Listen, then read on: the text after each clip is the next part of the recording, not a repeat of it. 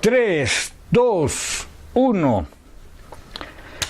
Ernesto Zárate, yo soy tu abuelo José Germán Vázquez. Estás muy lejos de Celaya, que es...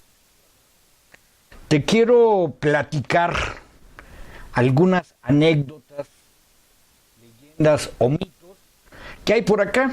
Y una de ellas es, seguramente tú debes de acordar, cuando venías a la casa de los abuelos, que tu mamá y tu papá, y que íbamos caminando hacia la tienda de Soriana y que pasábamos a la calle de Laureles, donde había una casa abandonada, y que yo te decía que era la casa del atrapado. Se denotaba que la casa estaba abandonada, la hierba estaba crecida, y yo te contaba de niño y tú te espantabas y no querías pasar a veces ya por ahí, porque yo te decía que en la casa atrapada había, en el balcón, había un niño que se asomaba y que ese niño se había quedado atrapado ahí en su casa y que entonces por las noches el niño salía al balcón a buscar a ver a quién podía ver y gritarle que lo necesitaba porque estaba atrapado. No sé si lo recuerdas, pero esa historia es muy interesante porque el niño se quedó atrapado luego de que supo que sus padres, que eran sus papás, pero no eran papás de sangre, lo habían adoptado en alguna ocasión de niño. Y él no pudo soportar esa idea cuando en realidad, pues no, él no se hubiera dado cuenta de que era un adoptado porque lo querían mucho sus papás. Pero cuando lo supo, que se quedó atrapado en su propio rencor y en su propio odio, se dice que sus papás murieron en el interior de su casa y que él nunca dio aviso de ello y que él después también murió de inanición, es decir, de que no pudo comer. Y entonces salía por las noches. Vengan a mí, porque me los quiero llevar. A los niños que sí los quieren sus papás. Vengan a mí, porque me los voy a llevar. Es la leyenda o el mito de la casa del atrapado. Otra buena historia, sin lugar a dudas, es la casa del diezmo, que está aquí en Celaya. La casa del diezmo es allá donde estaban la gente del alto clero de la iglesia y que cobraba el 10% de las cosechas y el 10% de las ganancias a comerciantes y a profesionistas. Es decir, el 10% de lo que ellos ganaran se lo tenían que dar a la iglesia.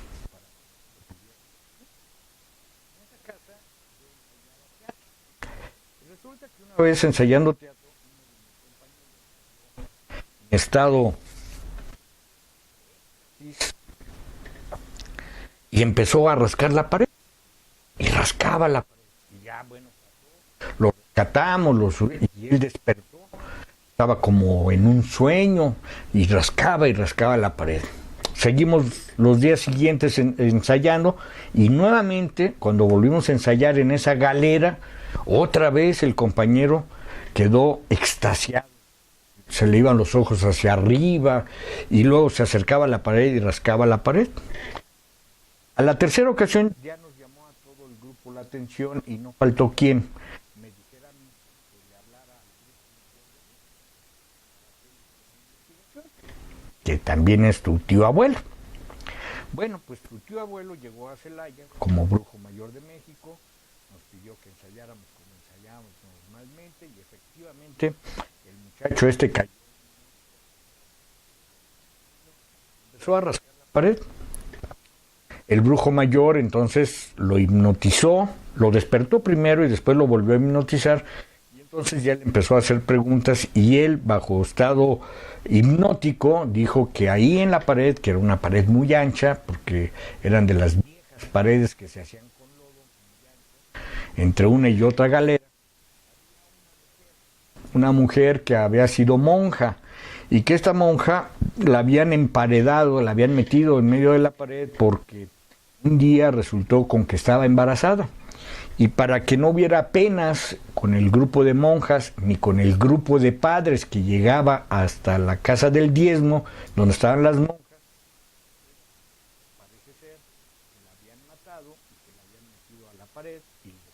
la cubrieron con lodo y el cuerpo de la mujer ahí se quedó. Nosotros ya no pudimos saber si era verdad o era mentira porque el edificio está resguardado por el Instituto Nacional de Antropología e Historia y no permitió, aunque se le solicitó, no permitió que se rascara la pared porque iba en deterioro del edificio de la Casa del Diezmo. Pero ahí está, paredad, un libro ya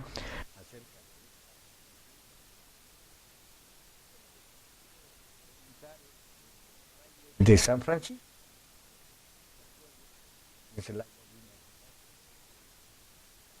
de los franciscanos, donde se encuentra, por cierto, la madre de los celayenses, la Purísima Concepción. Ellos la trajeron y ellos lo hicieron allí en el Templo de San Francisco.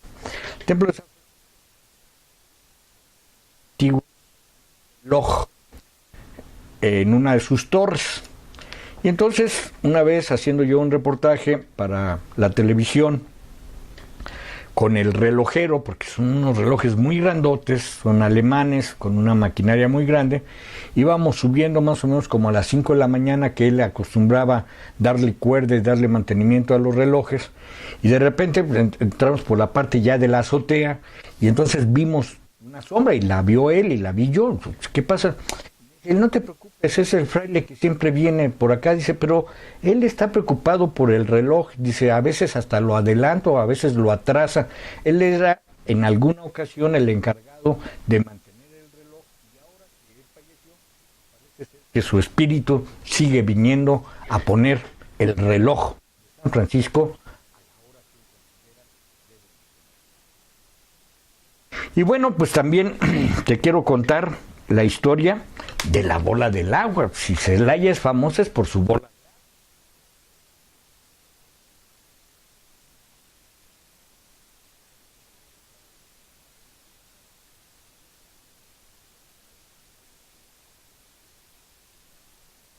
Eras bola de agua, de esos tanques elevados, nosotros le llamamos bola de agua, que se erigieron aquí en México para poder dotar de agua a una población, y sigue funcionando.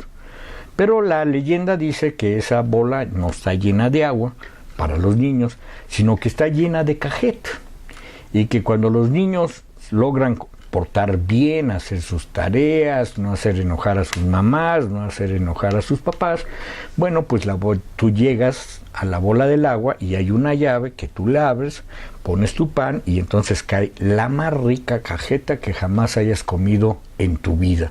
Un hermoso, pero hermoso postre al paladar. O sabroso, más que hermoso, bueno, sí, hermoso y sabroso postre al paladar. Y finalmente, bueno, pues es la última que te quiero comentar, que es el de La Llorona. Es una leyenda muy conocida en México, pero La Llorona vino acá a Celaya y se instaló en la comunidad de La Luz.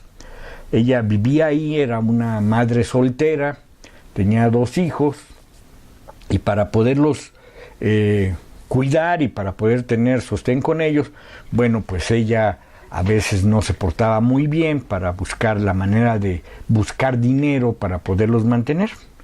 Un día ella andaba buscando dinero, no estaba en su casa, había dejado a sus hijos en su casa, y resulta que los niños se salieron y ya no los volvieron a ver. Cuando ella llegó a su casa, pues no encontró a sus hijos y a nadie que le dijera qué había pasado. Se dice que ella se empezó a poner muy triste porque no los encontraban, y de la tristeza se murió. Y entonces empezó a aparecer, después ya de muerta, por las calles de la comunidad de La Cruz, gritando: ¿dónde están mis hijos? ¡Ay, mis hijos, ¿dónde están? Y hay gente que todavía asegura que hoy en día, después de las 12 de la noche, por las calles de la comunidad de La Cruz, sale esta mamá preocupada porque nunca pudo saber realmente a dónde se habían ido sus hijos. Bueno, pues estas son las historias y los mitos que te cuento, que tú los deberías de conocer, porque tú naciste en Celaya y ahora estás en Campeche. Así es que como campechano debes de conocer tus historias. Me da gusto saludarte.